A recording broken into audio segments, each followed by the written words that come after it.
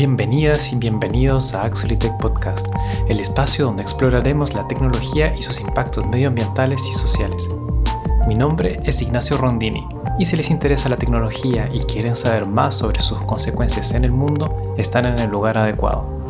Acompáñame entonces en cada episodio, a veces solo o a veces con invitadas e invitados, mientras descubrimos cómo crear un futuro tecnológico responsable e inclusivo. Que disfruten el episodio.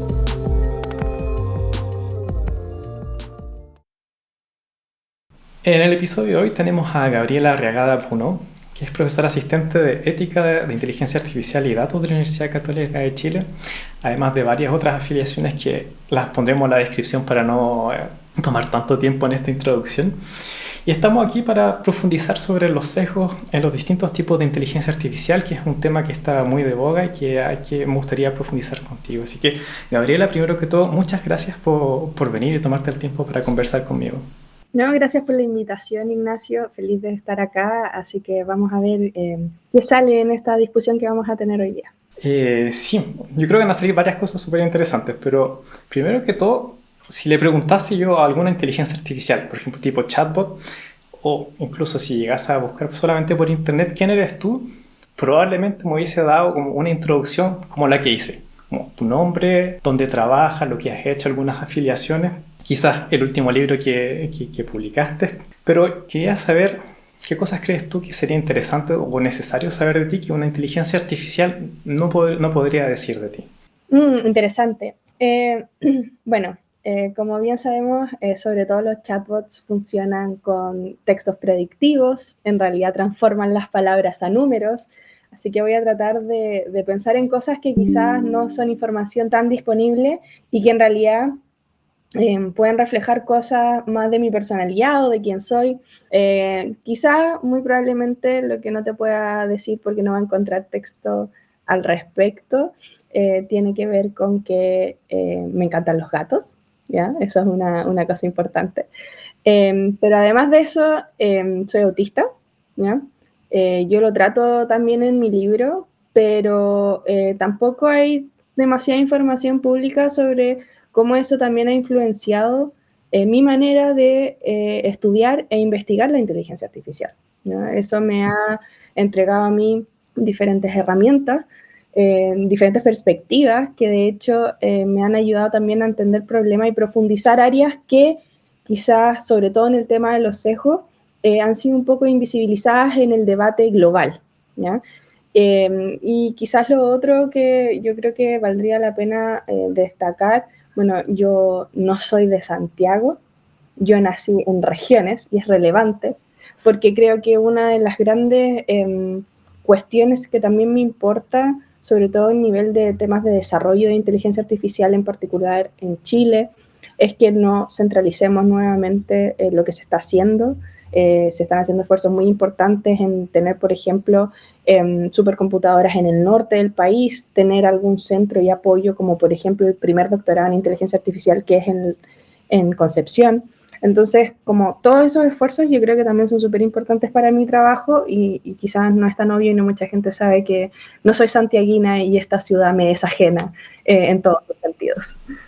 Sí, importante igual, porque a medida que se ha ido masificando, yo creo, todo este tipo, bueno, los buscadores de internet, pero ahora que está aún más como premasticada la información, lo que uno recibe como respuesta cuando uno no es crítico sobre lo que pregunta, por ejemplo, es como fácil quedarse simplemente como en lo que se nos presenta o lo que se nos quiere presentar.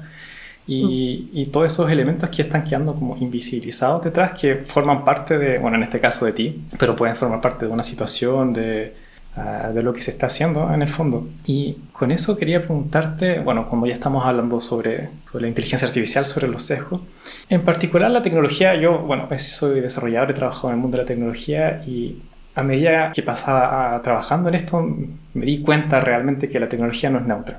El software no es neutro y que lo que hacía sí tiene un impacto, yo creo que en la sociedad, en el planeta. Y en el caso particular de la inteligencia artificial, que es un poco más nuevo, por lo menos para todo el mundo, ¿es posible crear sistemas de inteligencia artificial sin sesgos? ¿O por cómo son creados siempre van a haber sesgos inherentes y hay que tener entonces como un cuidado continuo en lo que estamos creando? Sí, yo aprecio mucho tu pregunta porque justamente lo que yo trabajo es, me siento como casi como una predicadora, pero yo siempre le digo a todo el mundo, no podemos hacer inteligencia artificial sin sesgo.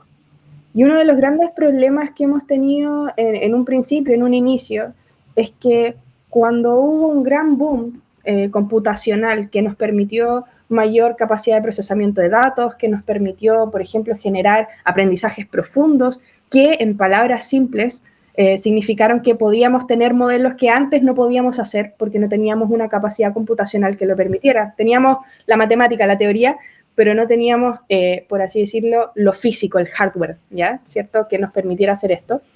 Cuando empezamos a desarrollarlo y alcanzamos ese nivel, hubo una explosión de muchas personas jugando, era el juguete nuevo, ¿cierto? Era toda esta idea de miren lo que podemos hacer y despegaron una serie de aplicaciones, empezó a crecer esto exponencialmente. Sin embargo, en esa instancia empezaron a haber muchos problemas, porque para no la sorpresa quizás de quienes trabajamos temas de ética, pero quizás sí la sorpresa para quienes son mucho más matemáticos, como tú bien decías, las tecnologías no son neutras. Entonces se empezaron a encontrar con una serie de problemas que tenían que ver con que, por ejemplo, el uso de datos para generar un modelo predictivo que les funcionaba matemáticamente de manera muy bonita, generaba malos resultados porque le hacía un daño a las personas. Los clasificaba de mala manera, presumía ciertas cosas sobre las personas, generaba patrones, pero que quizás no eran los patrones que nosotros consideraríamos aceptables porque habían sesgo en los datos, porque habían estructuras que nosotros no estábamos entendiendo por qué estaban afectando esos resultados. Y en ese sentido, yo creo que es súper importante esta idea de que en realidad nosotros no nos podemos deshacer de los sesgos, ¿ya? Yo defiendo, y lo cuento un poco también en mi libro, que en realidad por mucho tiempo nos obsesionamos, yo siempre me lo imaginé como esta bolita metalizada, como que la gente cree que tecnología y ciencia es como algo prístino, puro, blanco, que vive como en un vacío de conocimiento absoluto, números, objetividad, neutralidad. Pero en realidad la buena ciencia no es eso, porque la ciencia vive en nosotros, vive en la sociedad, tiene un propósito, tiene un objetivo y necesita un contexto para significar algo. Porque la ciencia se basa en datos empíricos, sí, se basa en cuestiones medidas, por supuesto que sí, pero esas medidas reflejan cosas existentes. Y esas cosas están envueltas en relaciones sociales, políticas, económicas que no podemos evitar reconocer que están ahí. Entonces, por eso es que yo siempre defiendo esta idea de que en realidad no podemos hacer inteligencia artificial sin sesgo y lo que sí tenemos que hacer es entender qué tipos de sesgos tenemos, cómo nos afectan a nosotros, a ti también como desarrollador, a nosotros como sociedad y cómo interactúan entre ellos, ¿ya? Eso también es un problema porque normalmente uno dice, bueno, aquí hay un sesgo, lo corrijo con alguna métrica, le meto alguna herramienta por aquí y me deshago del sesgo. No, señor. Hay muchos otros sesgos que pueden estar involucrados y por eso es tan importante tener conciencia sobre eso. Sí, es cierto. Y además yo creo que, claro, como uno dice, la tecnología tiene una idea, hay una especie de idea, claro, como decías tú, de tecnología prístina o neutra, pero la tecnología sobre todo ahora está en cada aspecto de nuestro cotidiano y a veces, o sea, yo por ejemplo, cuando acá en Bélgica yo hablo francés en general y con mi... Por ejemplo, el celular no reconoce necesariamente mi acento de francés, a pesar que no tengo ningún problema en comunicar con la gente, pero cuando quiero indicarle algo, o por ejemplo en el auto, o lo que quiero decirle algo, no, simplemente no me entiende. No es porque otra gente no me entiende, sino que seguramente en ese caso, bueno, los datos que usaron de voz no fueron muy amplios o se concentraron solamente en un cierto tipo de hablante, etc. Yo creo que en el fondo eso es importante igual darse cuenta que no es algo que no nos pasa o que no nos va a llegar, no nos va a afectar, está más mezclado en todo lo que hacemos y quizás a veces no nos damos cuenta, quizás no sabemos que somos como víctimas de sesgo o que estamos en esa situación, pero es mucho más amplio de lo que uno tendría a pensar. No es solamente, no sé, ChatGPT o esta inteligencia artificial, hay muchos aspectos. No sé si a ti tienes algún ejemplo, si te ha pasado como en que ves un sesgo que claramente está afectando en el día a día de alguien, o no sé si tienes algún ejemplo de eso.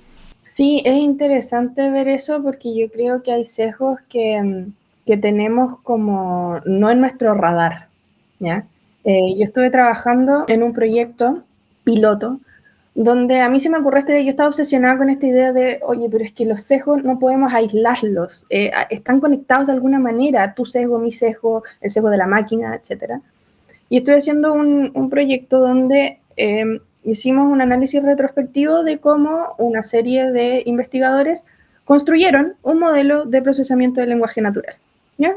Entonces, lo que básicamente hacían es que estaban tratando de optimizar listas de espera. Este es un proyecto que lidera una amiga mía, Jocelyn Dunstan, que también es de la Católica, y era un proyecto fantástico porque tenía como todos los aspectos buenos, o sea, se utilizaban datos relativamente simples, se utilizaba una categorización para poder identificar prioridades según las tipificaciones de diagnóstico, y eso buscaba ayudar a procesar listas de espera que sabemos que son un problema en nuestro país. Sin embargo, ahí nos empezamos a encontrar con que quizá, a pesar de que tenía una buena métrica de accuracy o de precisión, ¿cierto? El modelo, finalmente era como, oye, pero nos falla harto en algunas cosas. Y yo, ya, veamos en qué cosas. Por ejemplo, fallaba mucho en ginecología. Y era como, ya, pero ¿por qué está fallando en ginecología? Y resulta que ahí, por ejemplo, teníamos sesgos que uno no los asocia con la máquina, pero son sesgos que existen, son sesgos estructurales, y que tenía que ver con que en la disciplina de ginecología hay diferentes fenómenos que pueden estar afectando cómo se tipifica un diagnóstico. Y estos iban desde que no se consideraba el nivel de dolor de ciertas pacientes por parte de ciertos médicos por tener sesgos culturales, ¿cierto? Pero también, por ejemplo, empezamos a identificar que muchos de los diagnósticos no se escribían como diagnósticos. No se utilizaba un lenguaje que describiera realmente un diagnóstico porque muchas veces los escribían matronas o enfermeras y no el médico. Entonces, como usaba un lenguaje muy diferente y la máquina estaba entrenada para poder distinguir diagnósticos y lenguaje que nos hiciera entender un diagnóstico, fallaba constantemente. Y ahí es donde uno ve una conexión entre, bueno, se replica un sesgo en cómo la máquina es incapaz de ver un algo porque nosotros como humanos somos incapaces de ver ese algo también, no lo consideramos. Entonces, muy interesante cuando uno empieza como a ahondar y profundizar en realmente, no es solo lo que yo le entrego a la máquina, no es el dato, si lo limpio o no lo limpio, si lo etiqueto correctamente o no. Hay cuestiones más profundas que tienen que ver con sesgos estructurales que, querámoslo o no, pueden estar afectando cómo finalmente funcionan esos modelos. Interesante porque, claro, uno podría pensar, no sé, en sesgos quizás más típicos, tener como una lista de sesgos, pero efectivamente también está el riesgo de las cosas que no sabemos que podemos estar, como dices tú en este caso, creando un sesgo o reproduciendo un sesgo simplemente por la forma en que pensamos el modelo o la solución. Y en ese sentido, por ejemplo, cuando como creadores y creadores de soluciones de inteligencia artificial o de aplicaciones que usan la inteligencia artificial, ¿de qué manera entonces podríamos cambiar la forma en que trabajamos para prevenir o disminuir quizá los riesgos o tratar de darse cuenta, ser consciente de lo que estamos haciendo, de los sesgos que podemos estar replicando?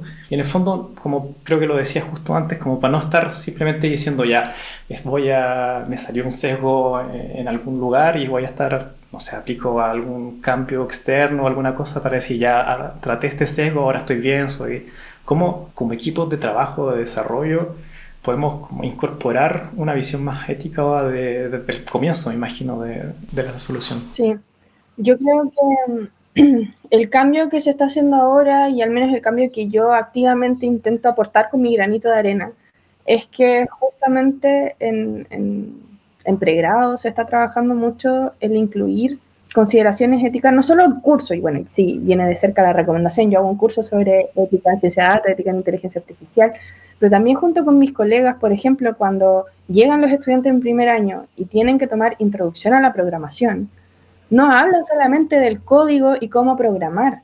Tienen que leer cuestiones que tienen que ver con el impacto que puede tener la programación, cómo un análisis estadístico puede influenciar una política pública. O sea, tiene que ver con cómo en realidad podemos dimensionar y cuantificar y entender con profundidad cómo es que estas cosas en realidad están entrelazadas con muchos aspectos de desarrollo social. Entonces, para mí, bueno, yo siempre he defendido esta idea de que, en particular en áreas de inteligencia artificial, a diferencia de quizás otras como disciplinas, tenemos convergencias disciplinares. ¿Ya? Si tú eres ingeniero, trabajas con ingeniero. Arquitecto, trabaja con arquitecto, ¿cierto? Historiadores con historiadores. Pero en general en inteligencia artificial tú necesitas múltiples disciplinas. Trabajas con historiadores, por ejemplo, cuando trabajas en humanidades digitales para generar bases de datos coloniales, por ejemplo. Trabajas con lingüistas, trabajas con ingenieros, con estadísticos y así. Entonces tenemos que además enfrentar una situación donde quizás no tenemos como una perspectiva ética tradicional, lo llamaría yo. No estamos hablando simplemente de códigos de comportamiento, no estamos hablando de cómo podemos utilizar ética para una toma de decisiones. Yo creo que es bastante más aplicado y multidisciplinario. Y en ese sentido a mí me gusta hablar de poder integrar una ética como una metodología de trabajo, ¿ya? Donde la ética no es simplemente, sigamos este checklist, asegurémonos de tener buena gobernanza de datos, o reflexionemos sobre cómo nuestro algoritmo podría impactar y después nos olvidamos. Es un proceso continuo, o sea, y no solo en el ciclo de vida de la inteligencia artificial, sino que a mí me gusta hablar de una dimensión ecosistémica, es decir, sí, desde la formulación del problema que queremos solucionar, qué datos vamos a usar, cómo entrenamos el modelo, cómo lo retroalimentamos, cómo lo implementamos, pero ahí no acaba tampoco el asunto. Ya esto va además situarse, y por eso a mí me gusta hablar de inteligencias artificiales sociotécnicas. Esto se va a situar en un algo, en una empresa prestando un servicio, se va a situar en un ministerio que quiere administrar datos públicos, se va a situar en una universidad que quiere optimizar, por ejemplo, el seguimiento de sus estudiantes. Entonces tenemos que dimensionar eso y el seguimiento tiene que ser ecosistémico, perdón. Y para eso, bueno, mi misión es que más gente haga lo que yo hago, que más gente empiece a investigar, a generar metodologías de integración de la ética con perspectivas interdisciplinarias. Yo creo que para allá es que apunta cómo podemos integrar efectivamente la ética en inteligencia artificial. Estoy de acuerdo, yo creo que, como decías tú, que quienes crean, que desarrolladores tengan nociones, sepan, sean conscientes del impacto que puedan tener en una primera etapa. La interdisciplinariedad también es muy importante, pero me pregunto, en ese caso no es suficiente, como decías tú, no basta con saber qué hay que hacer, pero también tiene que ser puesto en práctica, digamos, como dices tú, va a estar desplegado en alguna empresa, gobiernos, institución o lo que sea, y en el fondo tiene que haber, me imagino yo, una especie de gobernanza, ¿no? Tiene que haber o regulación para poder, en el fondo, porque, en fin de cuentas, digamos, quienes deciden finalmente lo que se implementa exactamente, no necesariamente va a ser quienes desarrollan el programa, ¿no? Hay una necesidad o hay un cliente o alguien que está pidiendo que esa inteligencia artificial sea creada, entrenada o la aplicación sea creada, y no sé si la solución, además de la enseñanza, pasa a nivel de regulación o tiene que ser también como a nivel de sociedad, de quienes vivimos y somos afectados por eso, sepamos o exijamos más responsabilidad en ese sentido. No sé qué ves tú, qué es lo que, además de lo que dijiste, qué es lo que más se... Sí, en realidad uno de los, entre comillas, problemas que tenemos es que justamente, al menos hoy en día en Chile, no tenemos una legislación que de alguna manera se haga cargo de estas cuestiones estructuralmente. En el Congreso tenemos la discusión de la nueva ley de inteligencia artificial que ha sido enviada, frente a la cual yo y diversos académicos no estamos conformes con lo que se envió y esperamos que se siga mejorando. Pero a grandes rasgos yo creo que esto tiene que ver con capas de responsabilidades asociadas. Por una parte, la regulación nos ayuda porque, sobre todo cuando estamos trabajando con empresas que tienen altos intereses económicos, es importante tener regulaciones que nos permitan hacer auditorías internas y externas, que den incentivos, que promuevan ciertas como prácticas responsables. Y al mismo tiempo, yo creo que también es generar un poco de conciencia. Yo creo que transversalmente es dimensionar la importancia que tiene esto y que no solo tiene porque le estamos haciendo un bien o un mal a muchas personas, sino que también hay otra dimensión que yo creo que no se había discutido mucho en las primeras olas de este avance en ética de inteligencia artificial, pero que sí se está discutiendo ahora, que son los impactos ambientales, ¿ya? Muchas de estas consideraciones sí nos tiene que importar el sesgo, nos tiene que importar la transparencia, porque son objetivos éticos fundamentales, a mí me parece, de cualquier tecnología. Si es que yo, por ejemplo, tengo un estándar de cómo funcionan las vacunas, ¿ya? Esto llevó mucho tiempo, un tiempo en donde la gente no sabía exactamente cómo funcionaba. Ahora tenemos protocolos de testeo, sabemos exactamente cómo funciona y podemos confiar en esa tecnología. Tenemos evidencia para confiar. Y creo que algo similar es lo que tiene que pasar en temas de inteligencia artificial. Tenemos que tener una regulación que nos permita tener una confianza más institucionalizada, de exigirle a las organizaciones ciertas cosas, ciertas bases de cómo, y aquí yo creo que es importante, cómo se auditorean procesos, no solo tecnologías. Porque a mí no me basta con que me digan qué se hizo bien o mal en la generación de una tecnología, sino que cómo se pensó ese proceso, justificarlo adecuadamente, tener un contexto de desarrollo que sea inclusivo, por ejemplo. Yo creo que hacia allá van muchas de las nuevas tendencias que se están discutiendo también a nivel global. Y por sobre todo, yo creo que también tenemos que desde ya empezar a preocuparnos de medir los impactos. Si yo estoy usando, generando un modelo de lenguaje natural, o incluso nosotros como usuarios, si estamos usando el ChatGPT, ese prompt, esa respuesta, ¿cuánto está gastando de agua, de luz, de recursos naturales? Entonces yo creo que es como bien completo. Es regulación, legislación, ¿cierto? Incentivos también en la inversión de estructuras, por ejemplo, de auditorías internas y externas, pero también concientización social y que nosotros como chilenos le tomemos el peso a lo que tiene esta discusión. Sí, verdad que el sector digital a nivel ambiental, como decías tú, tiene un muy gran impacto y desde que ChatGPT se masificó, la cantidad de inversiones, digamos, en nuevos centros de datos ha explotado de una forma muy grande y, como dices tú, implica en el fondo que todo eso va a acarrear una gran cantidad de dióxido de carbono que emitió, de agua que es usada, que es un tema bastante crítico dependiendo de dónde se instalan esos centros de datos. Y al fondo, claro, y ahora como dices tú, hay que tener una visión global y por eso también yo me gusta también hablar cuando se busca digitalizar algo, se busca crear una solución, un software de la pertinencia, ¿no? De si realmente es necesario, en este caso, ponerle inteligencia artificial a una solución o a algún programa, y quizás no es necesario, quizás, claro, los impactos que va a tener no justifican necesariamente la utilidad que podría tener. Pero para darse cuenta de todo eso también hay que tener un poco de conocimiento, ¿no? De educación, de saber, en el fondo, para poder confiar en algo, que no sea una confianza como a ciega. Yo como usuario tengo que saber un poco qué es lo que está pasando, ¿no? O tener algunas nociones, digamos. No sé si crees que en el fondo reducir un poco esas brechas digitales que existen es importante para poder crear un ecosistema de confianza en la inteligencia artificial. Sí, yo creo que de hecho a mí me encantan muchas de las iniciativas que se están tomando justamente por la política de inteligencia artificial que fue renovada en mayo de este año y que se inició en el 2021.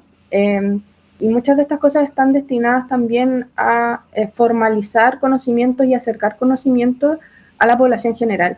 Yo creo que acá los privilegiados, bueno, a mí me gusta hablar de brechas digitales, donde tenemos esta idea de que está la elite y yo creo que nosotros podríamos considerarnos una elite por el nivel de conocimiento que uno tiene por cómo funcionan las tecnologías digitales.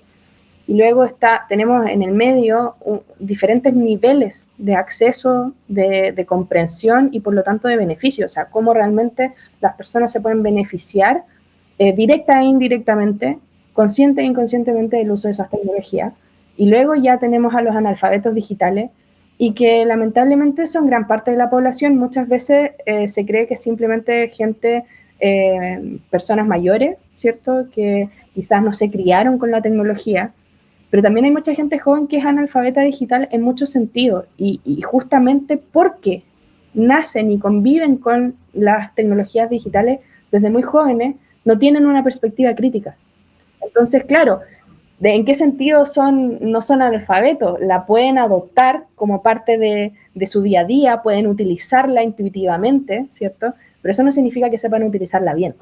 Entonces yo creo que también hay un debate. Hace un tiempo atrás estuve en un evento donde discutimos el futuro de las juventudes digitales, precisamente porque estamos viendo ya que hay procesos que ya no tenemos. Hay estudiantes que ya no saben escribir, hay otros que no saben leer porque les piden que les lea un celular, que les diga el audio, ¿cierto? Entonces estamos viendo tendencias que también tienen que preocuparnos, no alterarnos quizás, pero sí preocuparnos, porque tenemos que saber realmente cuáles son los efectos cognitivos que va a tener eso en la sociedad y en el desarrollo de esos niños, niñas y adolescentes. Entonces, para mí un gran foco de atención respecto a esta confianza ecosistémica también va de la mano de que podamos dimensionar los efectos que tiene la adopción de tecnologías digitales desde una temprana edad. Yo creo que no tenemos suficientes estudios, no tenemos suficientes datos, y es importante que empecemos a ver cómo eso se va manifestando y cómo se ha ido manifestando en los últimos años. Como lo decía antes, como entender que la tecnología está dentro de una sociedad, de alguna organización, y tiene efectos en la gente, en cómo afecta o cómo va a cambiar la gente por estar expuesta a un tipo de tecnología, o ya sea comportamiento, etcétera. Y me hace sentido entonces, en el fondo, claro, tener que no decir ya, hice mi inteligencia artificial, no tiene sesgos, la envío y me olvido y soy feliz mientras vive. Sino, claro, o sea, podemos tratar de predecir, pero efectivamente hay cosas que no podemos esperar, y en el fondo hay que tener como esa vigilia constante de estar viendo cómo evolucionan las cosas, cómo cambian, y quizás, bueno, hay otros sesgos que pueden aparecer también a medida que pasa el tiempo, etc. Yo creo que, claro, en ese sentido, tener un trabajo continuo me hace sentido en todo caso. Sí, es como ver todo como una red de influencia. En realidad esto es niveles de influencia, tipos de relaciones, pero nada no está relacionado, todo está interconectado de una u otra manera.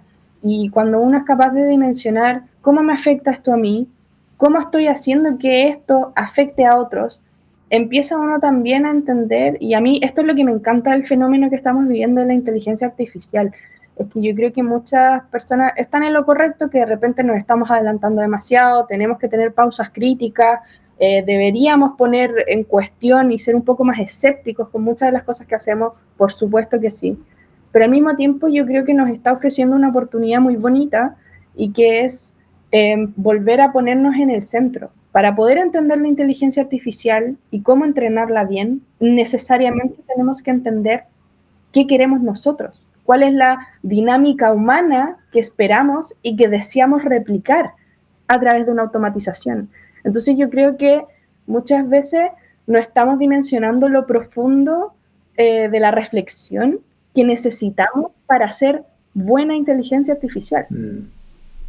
Me hace eco eso, en el sentido de que durante mucho tiempo se pensó que la tecnología o la digitalización, por ser como quizás pensarla neutra y pensar como que era una solución a los problemas de facto, y ahí yo creo que había una especie de tecnosolucionismo en muchas cosas, en el que se ha puesto la tecnología como pilar central, como pilar infalible, exento de todo como subjetividad casi. Y bueno, lo que claramente no es cierto, porque todas las tecnologías hasta ahora no son neutras, pero en el caso de la inteligencia artificial creo que Tienes razón en el sentido de que nos impone como repensarnos qué es lo que queremos poner al centro. Queremos dejar simplemente a esta tecnología que crezca sin control, que crezca motivada por quienes estén detrás por crearla, o como sociedad, como personas que estamos siendo afectadas y afectados. Por eso nos ponemos al centro de que decimos qué es lo que queremos como proyecto, qué es lo que queremos como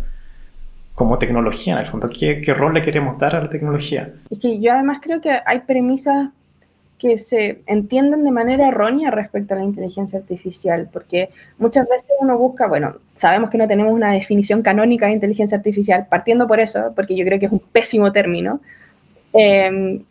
Uno que acepto a regañadientes es las inteligencias artificiales, porque en realidad lo que tenemos son diferentes herramientas, de diferentes tipos de técnicas, procesamientos, etcétera.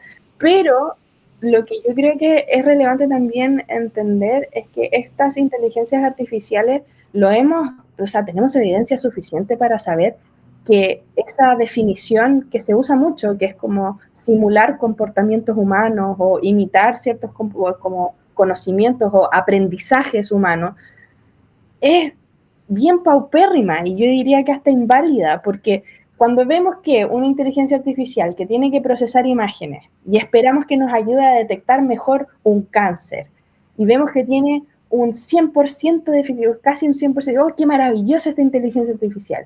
Y después descubrimos que en realidad lo que estaba categorizando no era el tumor, sino que era el fondo del escáner, y en el escáner donde se hizo el procesamiento de la imagen, era el escáner donde se escanearon todos los casos de cáncer y al final resultó que tenía 100% correcto porque en realidad ahí se procesaron todos los cánceres, pero estaba detectando que era el fondo, que tenía un cierto ruido, el que era asociable al cáncer, pero no aprendió nada sobre el tumor, sobre su, no sé, la forma, alguna información relevante, que quizás un humano sí. Y cuando vemos ese ejemplo, a mí entre que me indigna y me da risa, porque yo digo, es que no estamos en realidad tratando de, y no deberíamos quizás, y yo creo que ese es el punto de fondo que a mí me inquieta, ¿por qué querríamos simular o reemplazar la complejidad y la belleza de esa capacidad humana de entender contextos? ¿Ya? Simplemente para facilitarnos la vida, me parece un poco extraño, y ahí yo empiezo como ya, me pongo medio en la volada filosófica, y en esta idea de por qué querríamos generar una superinteligencia artificial, ¿cierto? Pero en estricto rigor, no imitan el conocimiento humano. En ningún caso. Uno no anda, no sé, entendiendo el lenguaje como patrones que proceso a través de números y puedo predecir qué palabra es mejor. No, uno vive el lenguaje, uno lo aprende a través de los sentidos, a través de una relación con un otro. Entonces yo creo que muchas veces la percepción que se le ha dado a la inteligencia artificial en el uso del lenguaje, que partiendo por lo que llamamos inteligencia artificial, yo creo que también ha influenciado en que las personas tengan una idea muy errónea de lo que realmente es y lo que es capaz de hacer. Me hace pensar en el ejemplo que diste del escáner del cáncer, que por eso es tan necesario también poder hacer auditorías de los modelos, que sean transparentes, que después haya una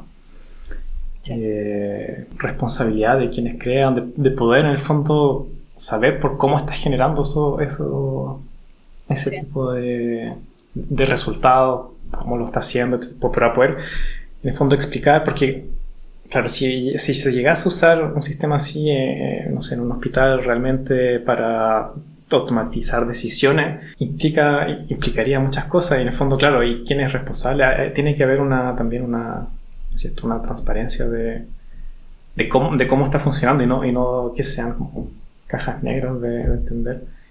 Y de todo lo que hemos hablado, hay mucho que aprender, tanto para quienes crean las cosas, quienes crean o quienes trabajan en el ciclo de desarrollo de las inteligencias artificiales, pero también quienes las usan y quienes somos como objeto, ya sea a través de nuestros datos para el entrenamiento o porque somos afectados por el uso de esas. Y en el fondo es bastante un cambio bastante transversal, bastante global. Creo que es a nivel de sociedad, y me pregunto cómo se puede encauzar en el fondo ese proceso para poder dar el lugar quizás que le corresponde a estas tecnologías y no ser víctimas de una evolución orgánica sin control, digamos, de eso. Bueno, hace poco, de hecho creo que ayer o hoy día, no, ya no me acuerdo, en La Tercera salió una nota de una de las personas como voceras de temas de inteligencia artificial hablando de la necesidad de que paremos ahora los avances de cualquier inteligencia artificial o modelo superior a GPT-4, ¿ya? Justamente pensando en que esto podría tener consecuencias, en que están tratando de empujar demasiado, deberíamos quizás lograr acuerdos, establecer límites, tener acuerdos internacionales, porque si bien yo creo que hay cierta como percepción quizás a veces exagerada, yo creo que tampoco es tan implausible que pudiésemos llegar a algo así como desarrollar un sistema que tuviera algún nivel de autonomía o de conciencia, etcétera. Ahora, yo realmente, de manera personal, yo no entiendo por qué alguien querría hacer eso, simplemente por querer hacerlo, ya crear una entidad, ya crear a otro ser, ya a mí me parece que la ciencia ficción se ha encargado lo suficiente de poder mostrarnos lo devastador y las consecuencias éticas, políticas, económicas y existenciales que tiene eso.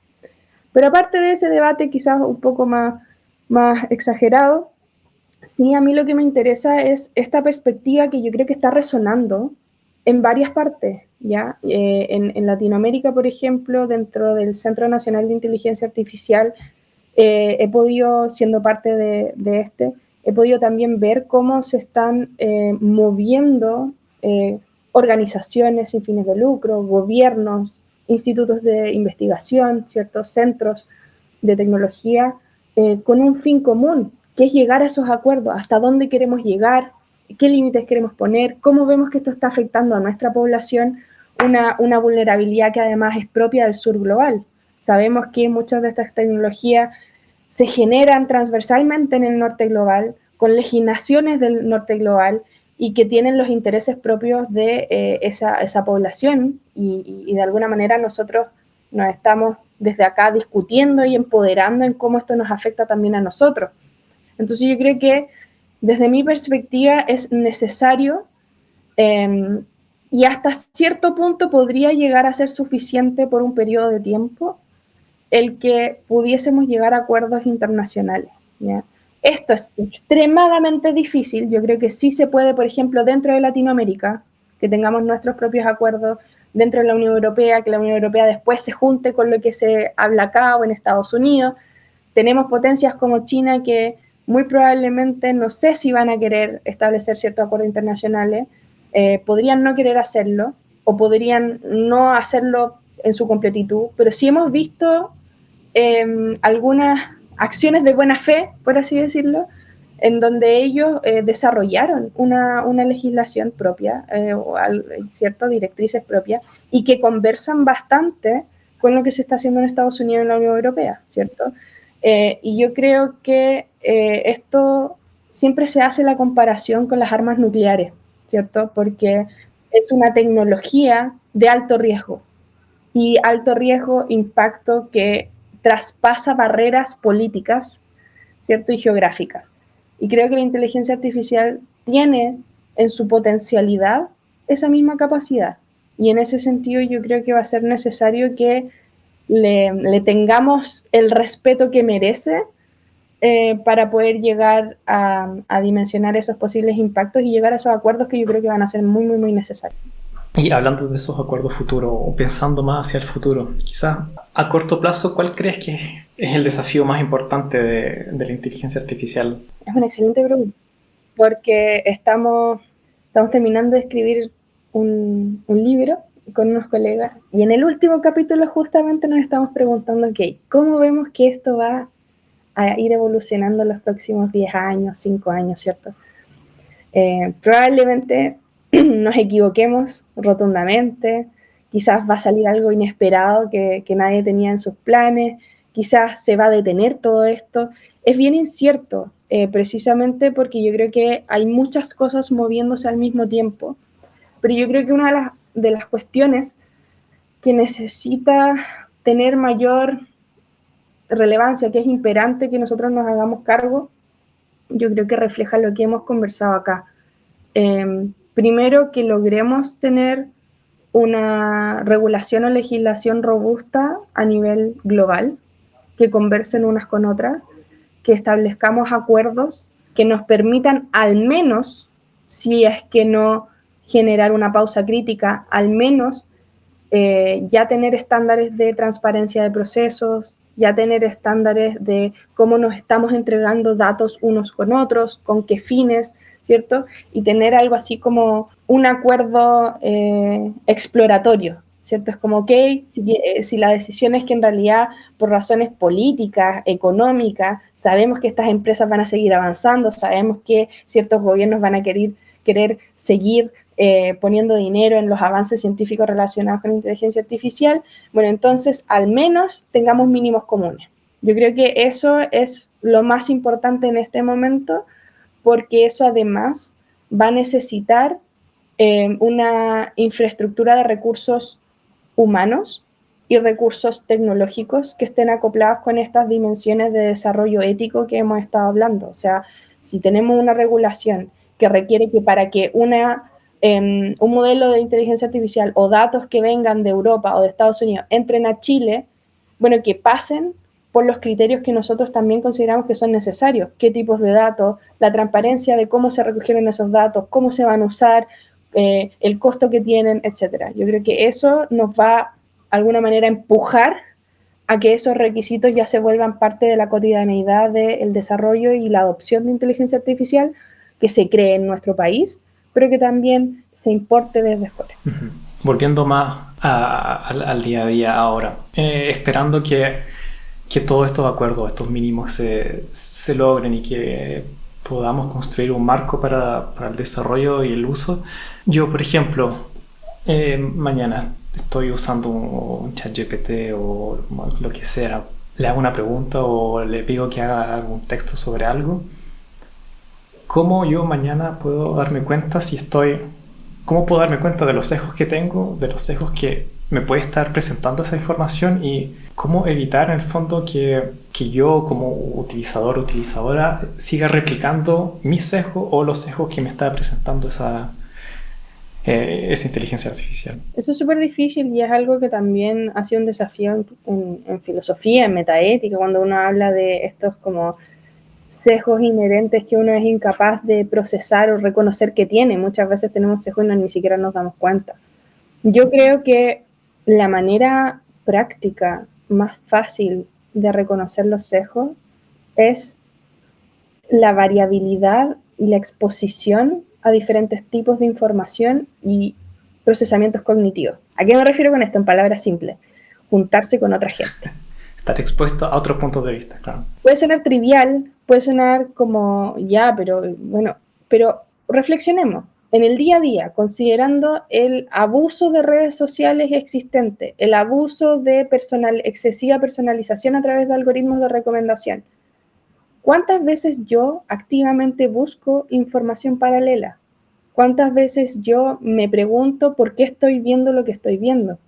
Cuando estoy discutiendo con un amigo o cuando escucho una conversación en la micro, me detengo a pensar qué tipo de información es esa y de dónde la habrán sacado. Como que en realidad estamos en un momento en el que estamos recibiendo y siendo bombardeados por tanta información, y esto incluso a nivel académico, esto incluso a nivel profesional.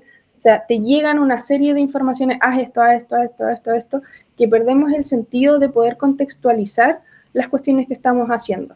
Entonces, en ese sentido, cuando yo de repente, no sé, mi estudiante me dice, bueno, le voy a preguntar al chat, primero sepa que usted no le va a preguntar nada, porque el chat no responde. El chat genera simulaciones de predicciones gramaticales, ¿ya? Pero no te va a responder una pregunta, ¿ya? ¿Por qué mejor no le preguntamos que te diga, bueno, qué temas están relacionados con esto y luego los buscas tú? Entonces es cómo yo realmente me sitúo en mi relación con esa tecnología. Incluso mucha gente dice, no lo voy a googlear. La mayoría de la gente ni siquiera sabe googlear. No saben googlear en el sentido de que no saben cómo usar bien esos prompts, cómo identificar bien las fuentes. Hay algo que a mí me encanta hacer y que es un poco ridículo, pero yo no uso Google para buscar información. Yo uso Reddit. Y Reddit es una plataforma que, de hecho, mucha gente no conoce, y que básicamente son como pequeños como grupos informativos sobre temas. Y hay temas de lo que uno quiera, ¿cierto? Pero muchas veces cuando uno busca información específica sobre cómo solucionar un problema, qué personas puedo leer para saber sobre un tema, son recomendaciones humanas.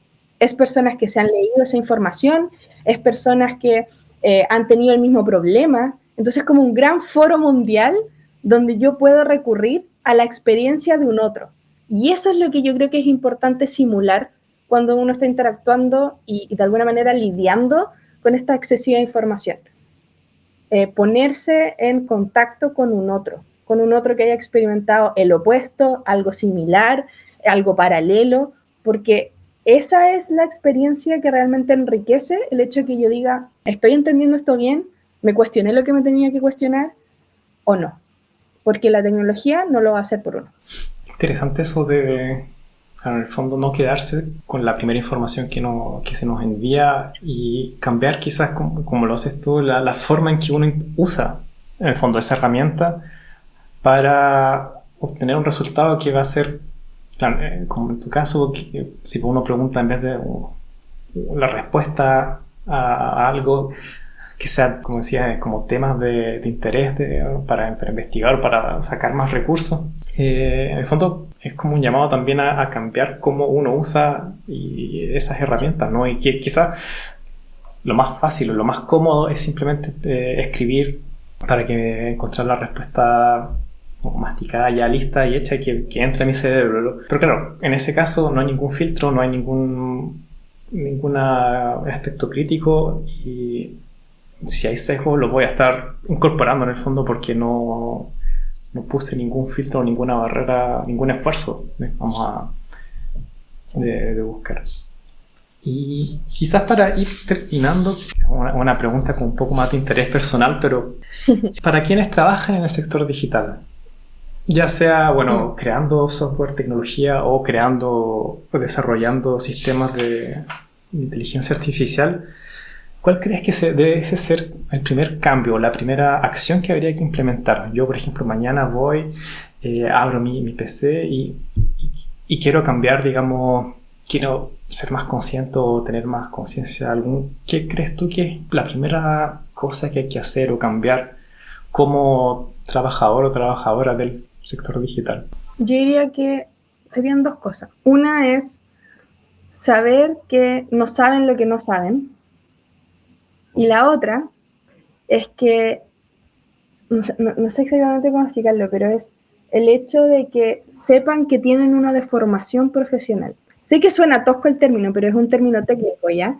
Y la deformación profesional básicamente es una consecuencia de las hiperespecializaciones que hemos ido teniendo a lo largo de cómo se ha ido transformando el quehacer científico. Antiguamente teníamos pensadores que literal estudiaban biología, física, química, filosofía, lógica, lo que se te ocurriera, arte incluso. Pero ahora somos hiperespecializados y eso genera deformaciones cognitivas. Nosotros tenemos maneras de entender los problemas. Muchas veces cuando yo trabajo con mis estudiantes, jamás me habría cuestionado cómo hacer un argumento y que ese argumento me servía para mejorar mi programación. Porque veo cómo puedo plantear una nueva fórmula, veo cómo puedo cambiar el enunciado de algo, etc.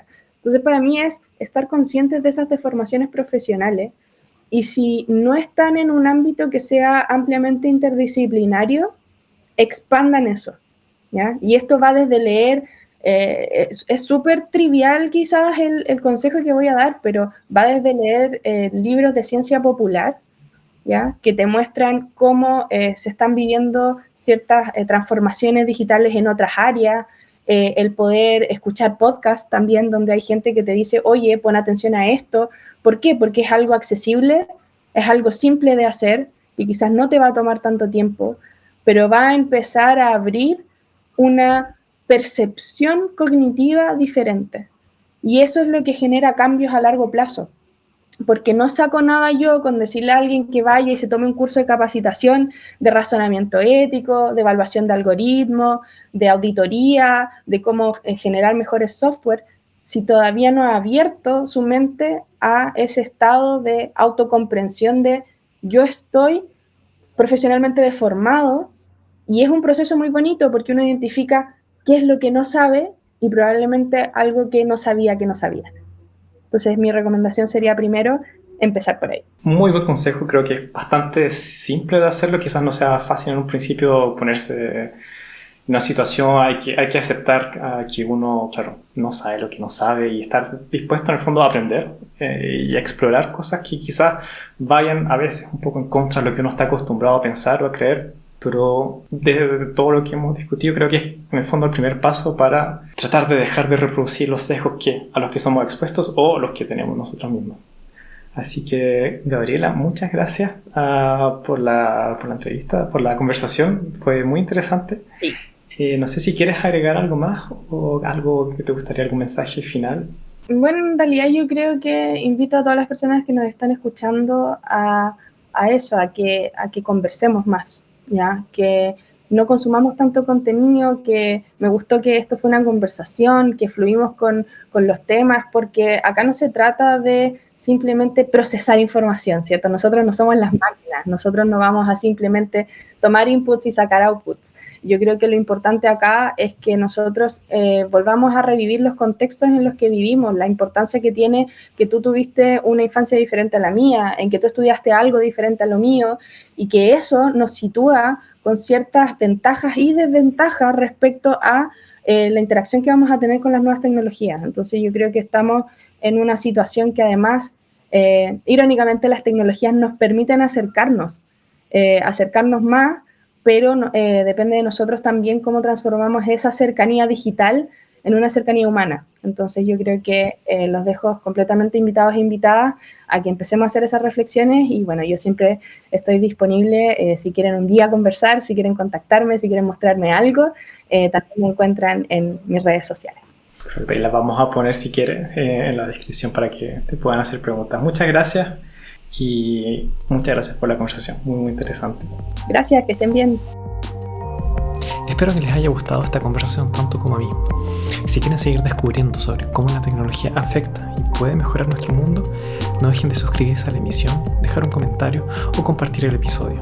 Los esperamos en 2 semanas más en Axoritech Podcast.